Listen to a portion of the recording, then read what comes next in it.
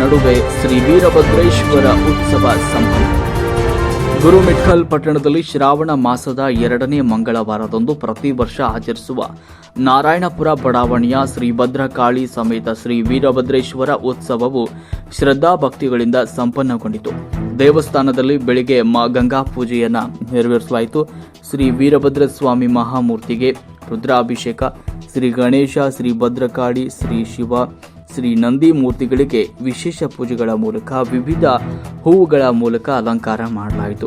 ಇನ್ನು ವೀರಭದ್ರೇಶ್ವರನ ಉತ್ಸವ ಮೂರ್ತಿಗೆ ಪಲ್ಲಕ್ಕಿ ಸೇವೆ ಮಾಡಲಾಯಿತು. ದಕ್ಷ ಬ್ರಹ್ಮನ ಅಹಂಕಾರ ಮುರಿದ ಶ್ರೀ ವೀರಭದ್ರ ಅವತಾರವನ್ನು ತಮ್ಮ ನೃತ್ಯಗಳ ಮೂಲಕ ವಿವರಿಸಿದ ಪುರವಂತರ ಖಡ್ಗ ಶಸ್ತ್ರಗಳ ವಚನಗಳ ವೀರಗಾಸೆಯು ಭಕ್ತರ ಮನ ಸೂರೆಗೊಂಡಿಸಿತು. ಉತ್ಸವ ಮೂರ್ತಿಯ ಪಲ್ಲಕ್ಕಿಯನ್ನು ಜಯಘೋಷಗಳ ಮಧ್ಯೆ ಅಗ್ಗಿಯಲ್ಲಿ ಹಾಯುವ ಮೂಲಕ ಉತ್ಸವ ಸಂಪನ್ನಗೊಂಡಿತು.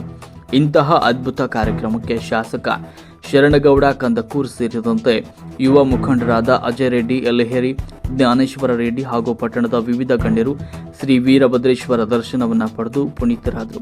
ಪಟ್ಟಣದ ಐತಿಹಾಸಿಕ ಖಾಸಾ ಮಠದ ಶ್ರೀ ಶಾಂತವೀರ ಗುರು ಮುರುಘರಾಜೇಂದ್ರ ಸ್ವಾಮೀಜಿಗಳು ಭಕ್ತರಿಗೆ ಆಶೀರ್ವಚನ ನೀಡಿದರು. ಬಂದ ಭಕ್ತರಿಗೆ ಅನ್ನದಾಸೋಹ ಕಾರ್ಯಕ್ರಮ ನೆರವೇರಿಸಲಾಯಿತು. ವರದಿ ಮಹಾಂತೇಶ್ ಸೌಕಾರ್ಯಸ್.